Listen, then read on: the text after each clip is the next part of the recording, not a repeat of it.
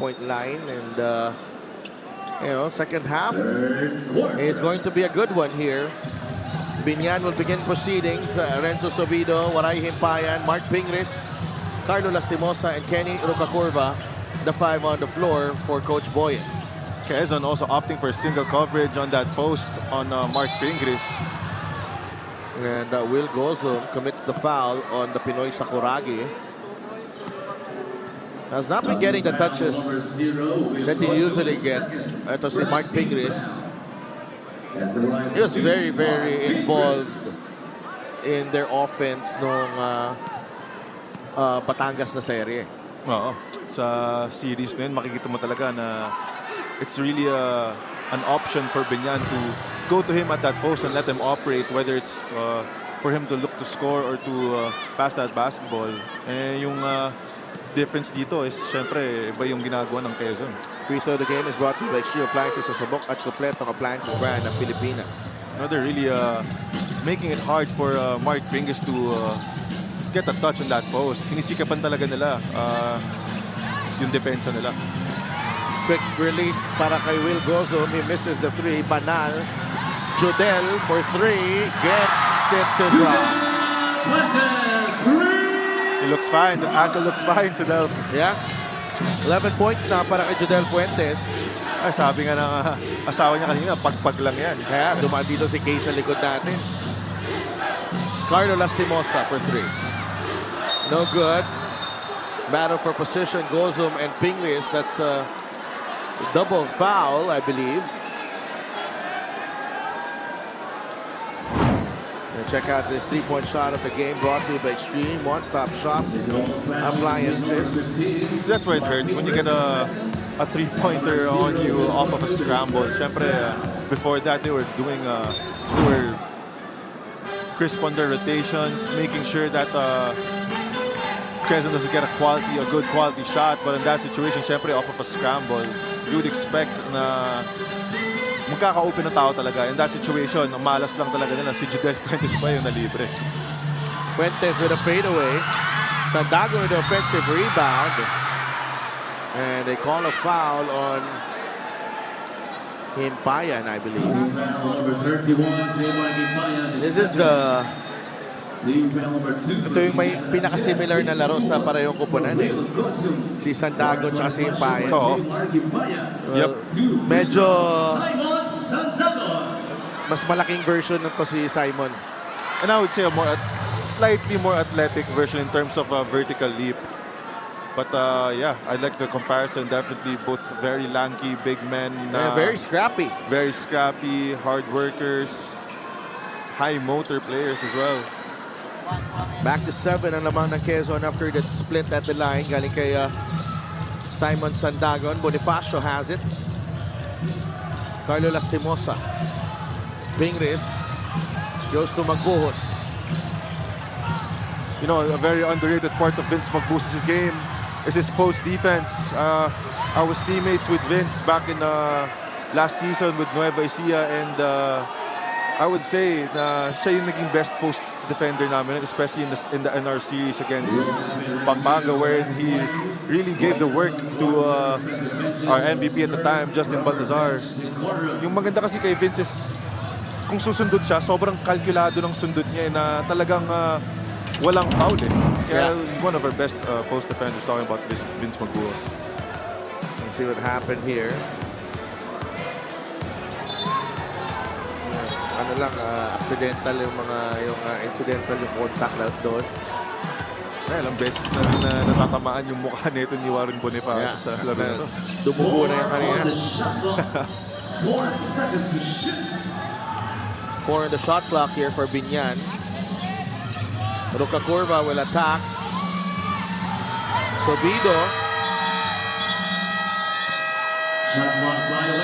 And Mark Pingris quickly apologizing.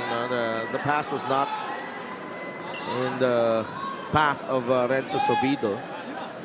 Pero dun mo rin makikita yung character ng isang Mark Pingris, no, si Delpha. Si Mark Pingris ka na eh, di ba? So ikaw, I mean, I'm not talking about a lot of the legends we have in this game we have here today, but especially when you have a veteran like that na aminado kung may kasalanan siya, opening up to some mistakes, has accountability, doon mo talaga makikita rin yung kung how it affects the team as well. Yeah. Nakibagay sa moral ng team. Sandagon has to go back. Magbuhos. 5 seconds on the shot clock. Banal to Vince. Magbuhos. Good closeout by Pingris.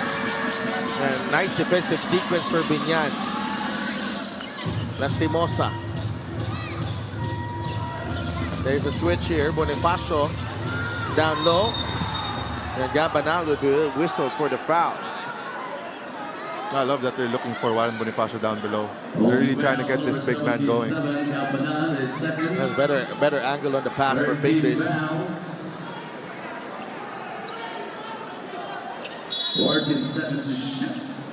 36-29. Bonifacio will pull up. LJ Gonzalez with a rebound. Gonzalez. Roca Curva is there. LJ will drive. Roca Curva staying in step. Sandagon goes back out. Simon. That's a foul on Warren Bonifacio. Blocking foul number 4, Warren Bonifacio. His first. Yun ang nagiging sitwasyon dito, no? They get Pingris on ball screen situations. Itong, I think that's very smart as well. Yeah, QUEZON. Trying to bring Mark Pingris outside the block para mabawasan isang rim protector. Medyo late lang din doon ang rotation si Warren Bonifacio kaya na-foul niya si Simon Sandagon on that play. Now what about Roca Curva's defense on LJ? I know. Hindi rin. Grabe rin kasi yung matchup na yun eh. Kung usapang bilis lang. Para sa akin, pantay sila parehas eh. Kaya nga. Ang gandang matchup to, lalo na kung umabot to ng 5 games. 38-29, QUEZON slowly but surely increasing the lead here. Roca Curva against Judel Fuentes. Nandun ang tulong. Roca Curva using the right hand. Rebound ni LJ Gonzalez. Here comes LJ. Bigay kay Judel. Layup. Yes! 13 in the ball game para kay Judel Fuentes. And again, LJ able to find a teammate. Lastimosa gets his own miss. Sobido. Yes! Renzo Sobido. Nice jump stop and one-hander galing kay Renzo Sobido. He's got 4 points. Definitely, Renzo Sobido needs to step up. Lalo nang wala kang starting point guard mo in Pamboy Raimundo. Kaya kailangan talaga ni Renzo Sobido, not just on the scoring column, but also the way how Pamboy facilitates the offense. Magbuhos. Misses. Here comes Kenny. Sobido from the corner. Shadow malakas. And Roca Curva and LJ rekindling this matchup. Sandagon! Simon Sandagon!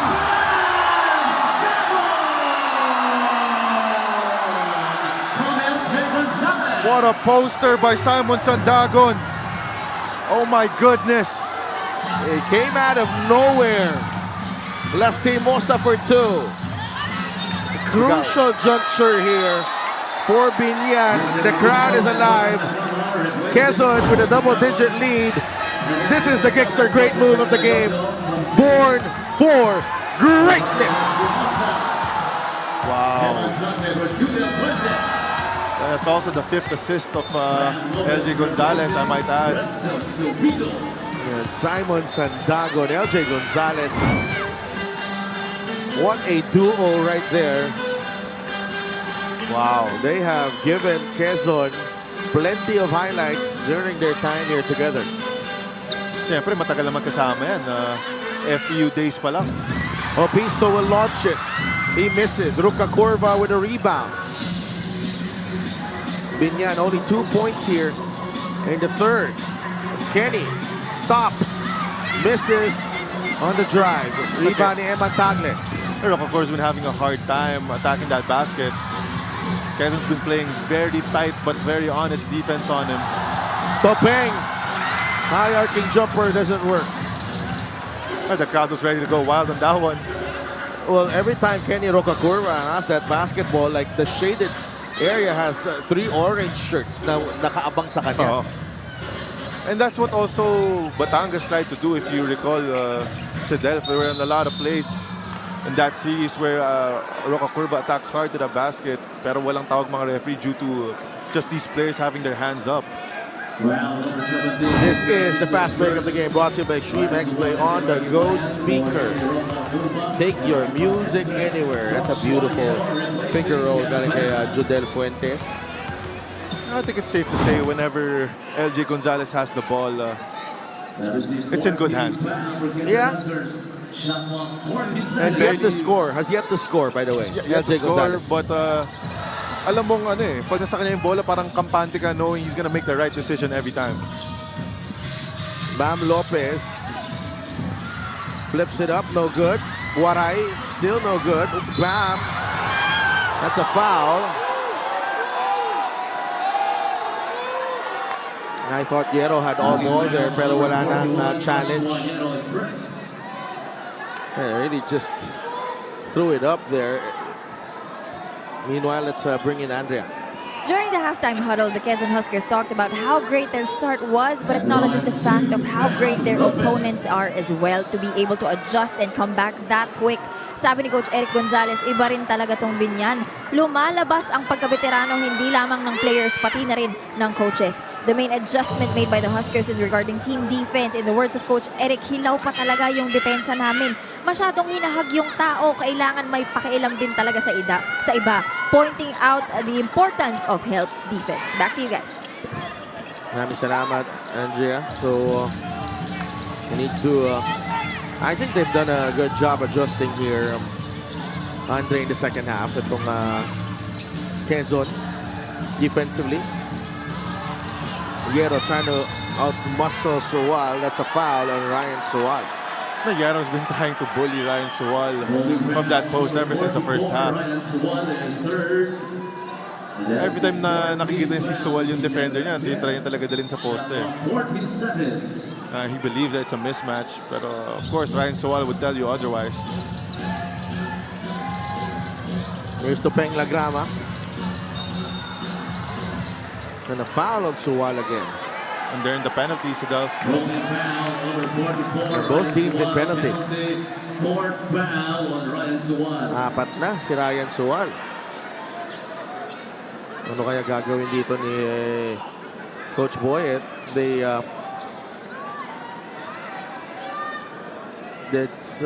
Nandyan pa si JJ Pino on the bench. They're short on options. Pamboy Raimundo is suspended. Two misses there. Wow.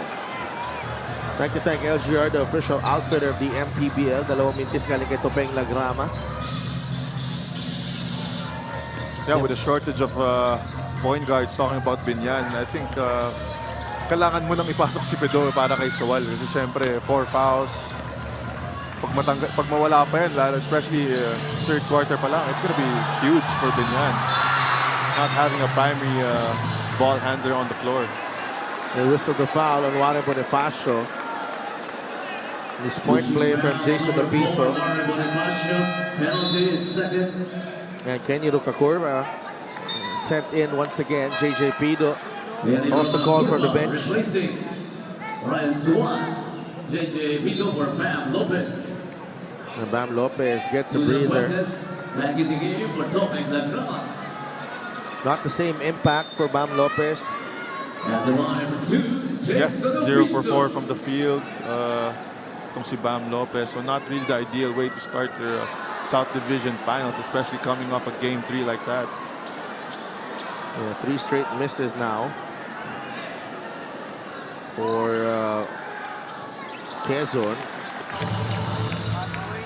It's back to an 11-point lead for the Huskers. Under 4 minutes remaining in the third.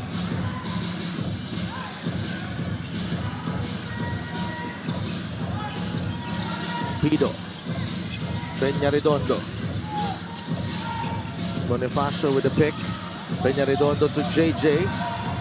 Pido with 4 seconds on the shot clock. Pido takes it strong and misses. And a bad foul again.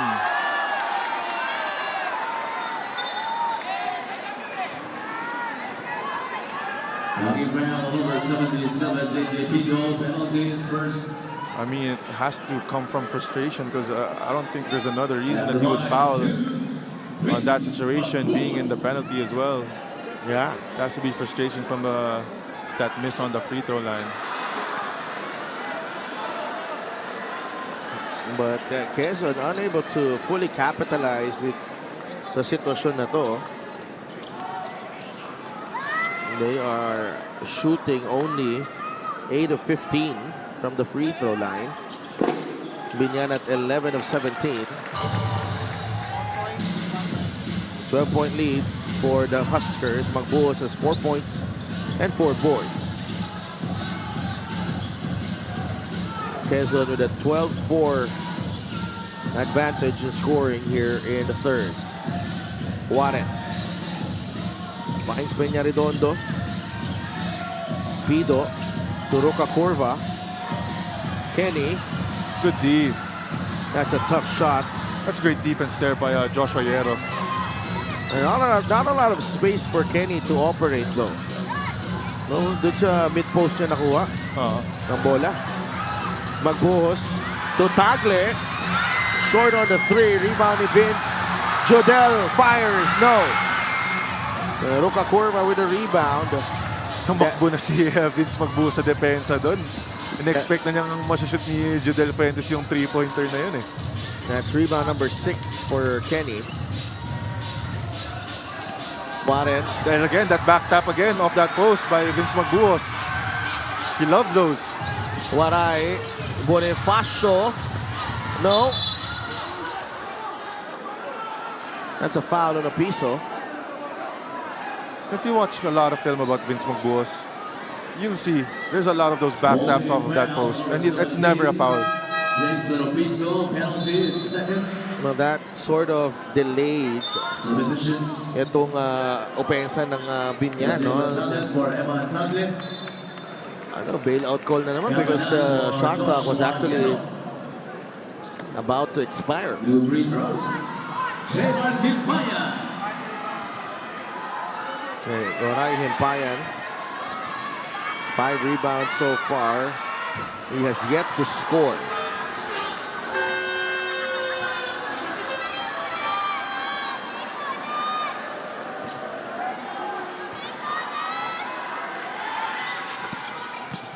Finally on the board, Waray Himpayan, 44-33.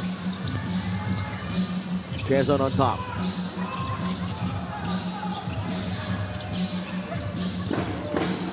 Magbuhos. Now with Banal. Gonzalez wants to clear the left side. Gusto niyang atakihin ang depensa, and LJ. Wow. Able to score against Warren Bonifacio and Kenny Roger Rocacurva. First field goal of the ball game para kay LJ Gonzalez. What a way to reject that ball screen too. Kenny Rocacurva was expecting for LJ Gonzalez to use that ball screen. And Peña Redondo. that slight twitch in LJ's move is what froze Kenny Rocacurva and gave him that lane to the basket there. Nabasa 10 ang lamang. After the 3 from Peña Redondo. Gabanal trying to answer. No good. And Magbuhos puts it back in. Back to a 12-point lead for the Huskers.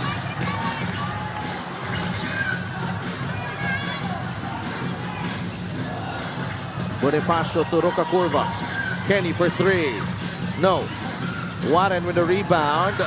And nothing but net on that mid-range jumper from Warren Bonifacio. He's got 7 points in the ball game. Definitely quality minutes you're seeing here from Warren Bonifacio. Banal attacks right. Peña Redondo beaten to the spot. Banal will go to the line for 2 free throws. This is the play of the game brought to you by 747 Live. Dito Casa Legit. Your game, your chance, your thrill only with 747 Live. And the upper body strength there in full display. Even in the contact from Maestro, they're still composed, still able to take a good quality shot there, LJ Gonzalez. Now, yeah, free throw shooting a problem And 9 of 17 from the line. Yeah.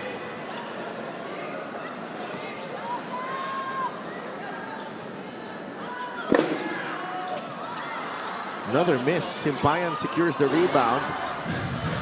And for all their struggles, Binyan can close in. They want to prevent a double-digit deficit to start the fourth. Peña Redondo, 5 seconds on the shot clock. Peña Redondo for 3. It's an offensive foul on Bonifacio. And it's the second call that I would say Gambanal has sold to the referees. There definitely is contact, but the way that Gambanal's been selling the calls definitely so big for QUEZON. He's saved them 2 possessions there. Yeah, just another smart play from the shoulder. Yeah, the shoulder hit the chin there. Yeah. Definitely some contact. Replacing Tamar Himpaya. Himpaya will sit out the final defensive possession of the third. Balik si Bam Lopez. 48-38.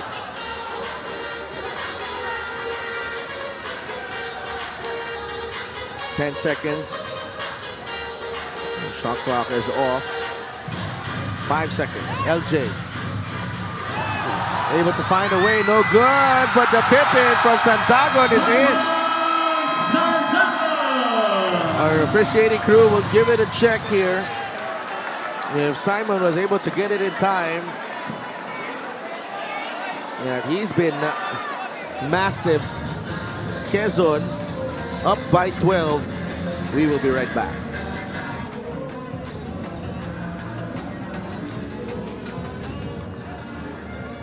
And I think that's what makes QUEZON really a great team. Is ano yung kinagalingan nila sa defense.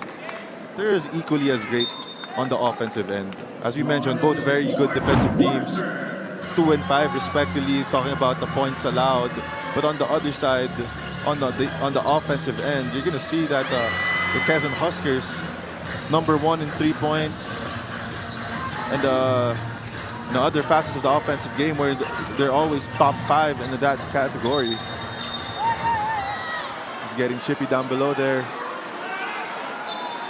Well, if you're Mark Pingris, you want to do everything in your power to lift your team back into contention in this ball game. So those early battles with here in the possession against Will Gozum, kailangan yan para makakuha ng foul. Maestre. It's a hold on Gabayni. So 2 fouls drawn already by the Pinoy Sakuragi. And that's why Coach Eric put in Joseph Gabayni on there, trying to stop that physicality on that post by Mark Pingris. Well, that situation, kahit si Gabayni, overpowered pa din ni Mark Pingris doon, and he got another foul off of that situation. Pido. I think they're going to go to the post again.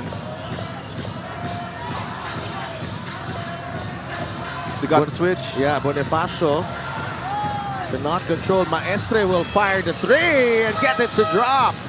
Maestre 3.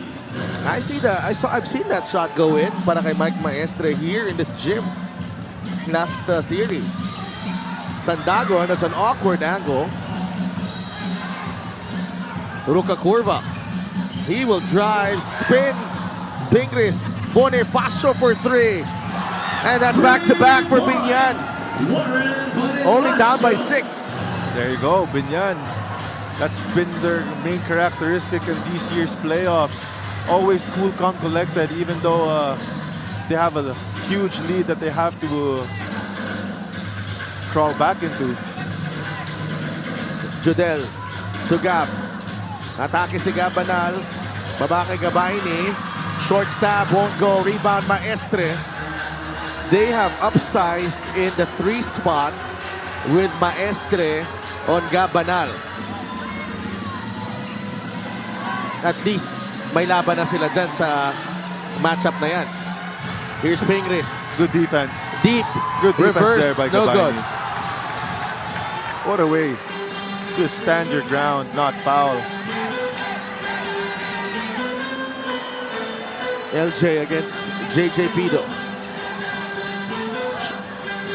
Runner from LJ. It's in. Gonzalez. Untied shoes and all.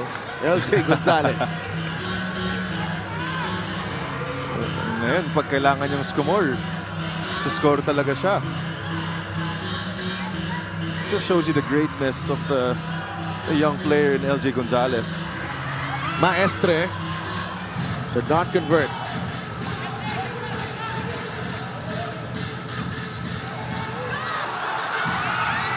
That won't go for LJ Gonzalez. Pingris is open. There's a double team. Ping for two. Mark Pingris. Ibang klase itong Binyan. 5 points para kay Mark Pingris. They are just a tough nut to crack. Yeah, they're never gonna go away, regardless of how big your lead is. Ngayon na, tinali na ni LJ yung sintas niya. We will have a review of the last flight players on the board with your respective benches and observe rubber bench dework. That's a good pass galing kay JJ Pido. You have two big men on you and it doesn't matter. Wow. Grabe si Mark Pingris. That's Tito's strength for you. Parang wala lang yung defense. So that's the two big men of Quezon Huskers as well. Yeah, probably a combined 450 pounds Probably, yeah. or more. The 7 JJ Pido is second. Is a double warning on JJ Pido and Judel Fuentes for unsportsmanlike behavior. Judel not happy with that extra touch. This Mabuhos Galing replacing kay Whitey. JJ Pido. You know, JJP does a knack of really getting in the heads of his opponents. Oo, lalo na sa game na to. With Judel Fuentes really playing so well. Napapangiti na nga lang din si Judel, no? Biruan na lang yan si Mark Pingris. May ano pa eh. Nakisali pa sa usapan.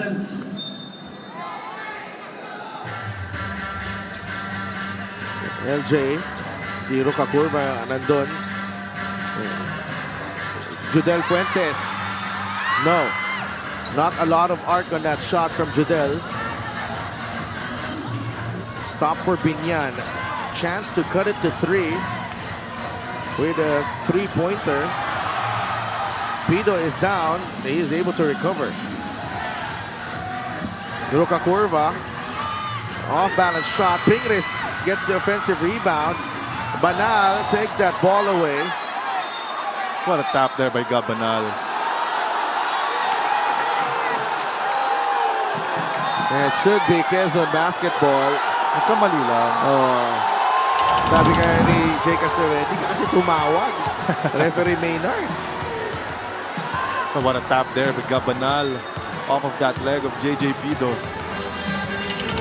Another smart play from the captain, Gabanal. LJ to Gab. Should be big. No. Rebound Maestre. Saves it to Ruka Curva. 6 minutes remaining. 6-point game. Maestre. They can go to that post. Single coverage. Ping. There's a double team. Bonifacio attacks. Leaves it for Pingris. That's a foul on Sandagon. Third team foul for Quezon. Man, you gotta love the big-to-big connection there. Very, very patient here. Good. What a pass there by Yeah. Warren Bonifacio. Good slide by Magbuhos, no, para mapigilan yung teardrop ni Warren. 14 seconds to shoot.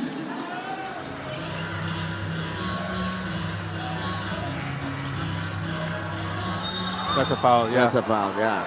Kitang-kita ni referee Castabel. I think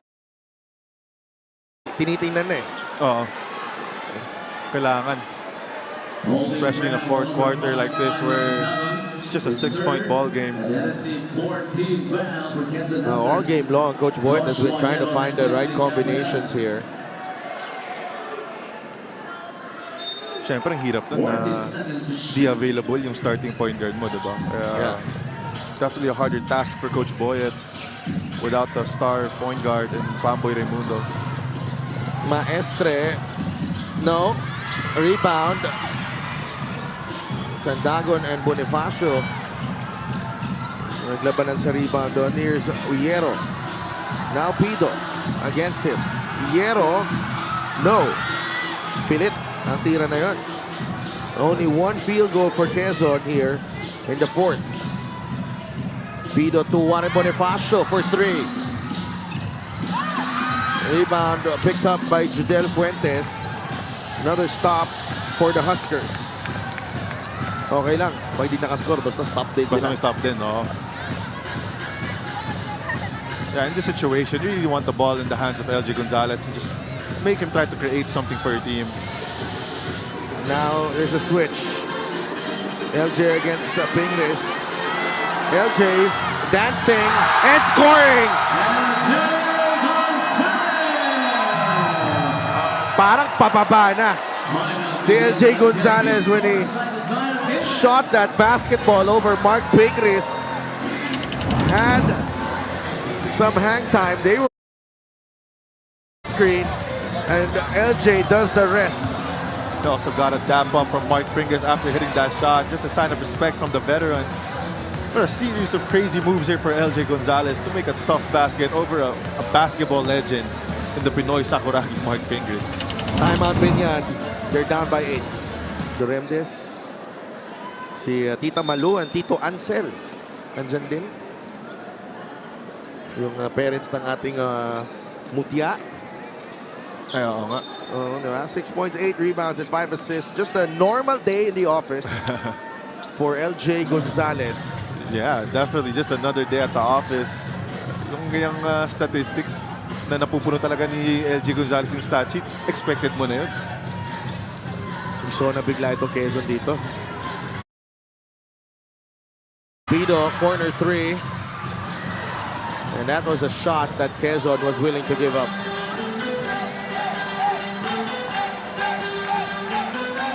Ganda rin yung paggulat nila doon, no? Sabihin niya. Biglang sona. They're trying to get that switch again on Mark Pingris. Gonzalez nag-cut si Judel. Piero, shot clock winding down. LJ misses the 3. Roca Curva will fly. Blocked by Magpos!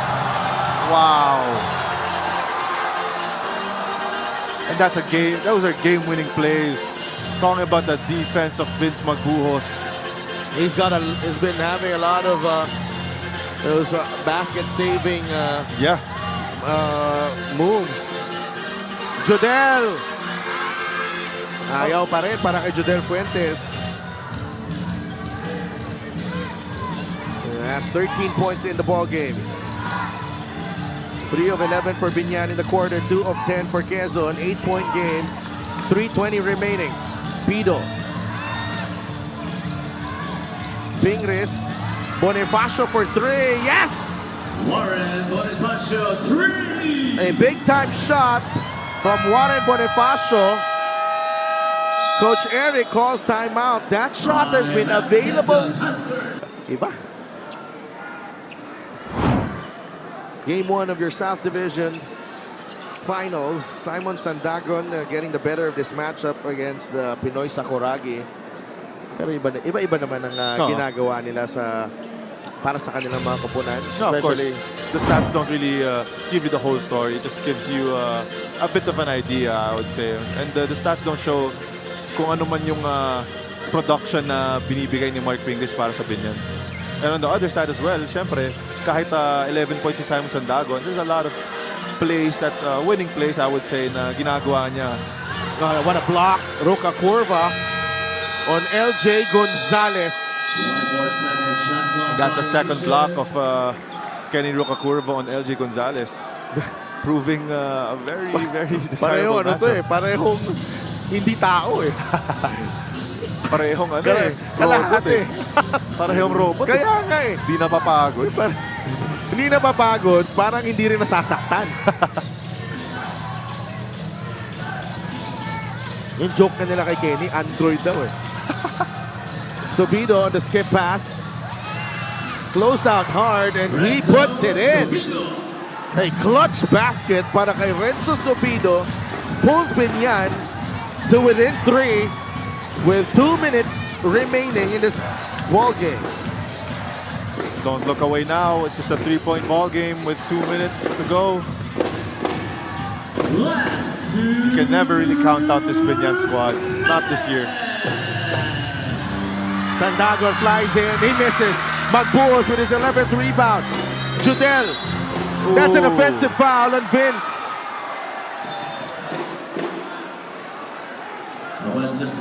What a way to sell that call also. Lorenzo Sobido.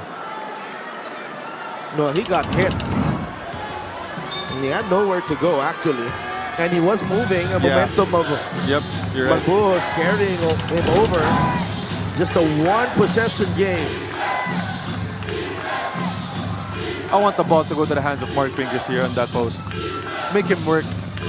Make him create something. QUEZON is in the penalty. Ping against Magbuos. Pingris puts it in! Binyan is within 1! And that's why you put the ball in his hands whenever you need a basket. Kanino ka ba pupunta? Siyempre, sa isang legend of this game in Mark Pingris. Fuentes against Sobido. Judel. Nowhere to go. Labas kay Magbuos. Banal for 3. Got Banal! With the biggest triple of the game for QUEZON. The Huskers are up by 4. Wow, both teams just showing composure and just executing. 1 minute left in this game, in a very important game, one of the series, but both teams showing composure, staying cool under pressure.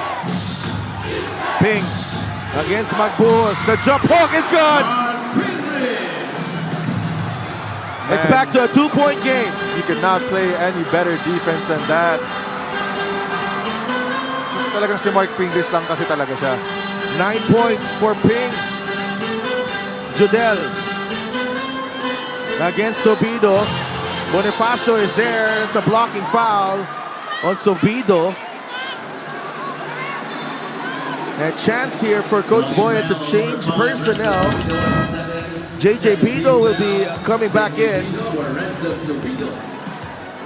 And Pingris with 2 big-time baskets underneath. High percentage looks under at crunch time. I mean, that's Mark Pingris for you. He's been in these moments countless of times. You can expect you to be unfazed in moments like this. And a competitor and a winner. What did you make about that timeout? Especially kay Coach Eric, he will have yung team niya merong possession dito. I think they're really trying to look for Gab Banal in this moment. But if the pin down doesn't work out, he's opting for LG to just create something.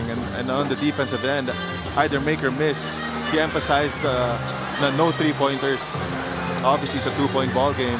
Banal for 3. Short rebound, Bonifacio. Shot clock is off. Binyan down by 2. Crowd up on their feet here in Lucena. Pido.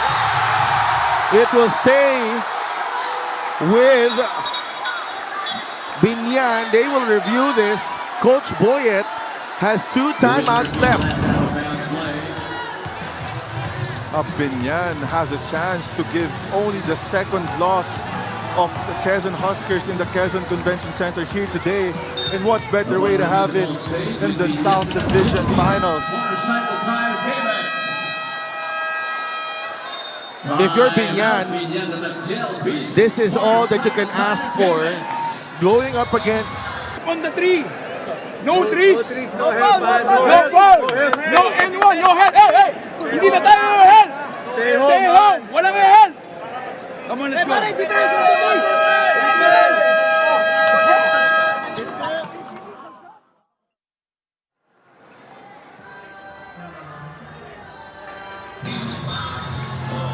Binyan down by 2. They have a baseline inbound here.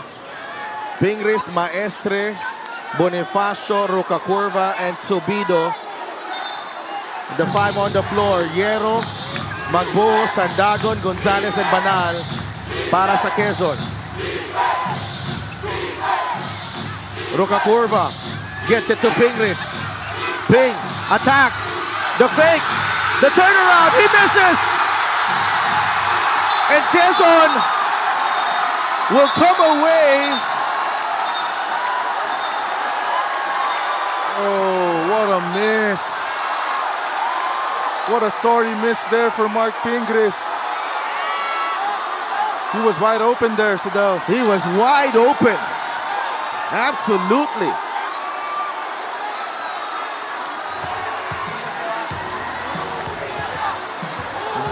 They have, Binyan, credit to them, they have given themselves a chance to win it. A beautiful move from Pingris. No finish though. And Magbuhos, momentum of Juan Bonifacio just taking him all the way to Vince Magbuhos. When they are reviewing this could be a sportsman-like foul. If you ask me though, Andre, we are in for a really, really tight series. This is gonna be a very, very nice series, Sidel. Game 1 pa lang. What a set too by Coach Boyd Fernandez, trying to set up Mark Pingris there on an isolation. They had the shot they wanted, Sidel. It just didn't fall. Yeah, they're checking all the angles here. That's a forearm to the chest. Yep. It has to be a bigger call than a regular foul. Yeah. Yeah. Especially that he wasn't going for the ball there. Yeah.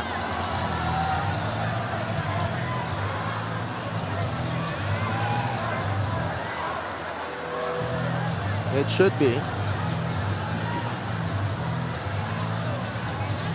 Macho's fourth foul. 13th foul.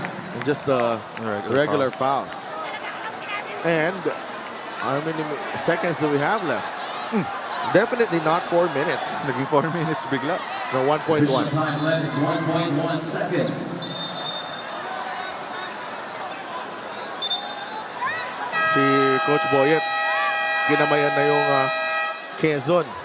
But the problem too here is QUEZON Huskers. Binyan still not in penalty. Yeah. So they will. The important thing is make yourself available for this inbound. If you're Quezon. Coach Eric also telling his players just to tap the ball. Yeah, kailangan talaga maipasok yung bola lang. Walang 5-second violation.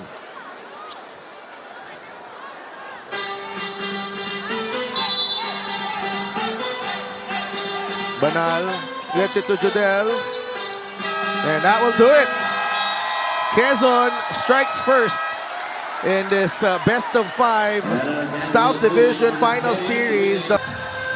Game 1 was it. Today, Binyan versus Quezon Huskers. It's going to be a good one, Sidel. And Binyan will go down. Quezon will get the head start. Best player of the game is powered by 747 Live.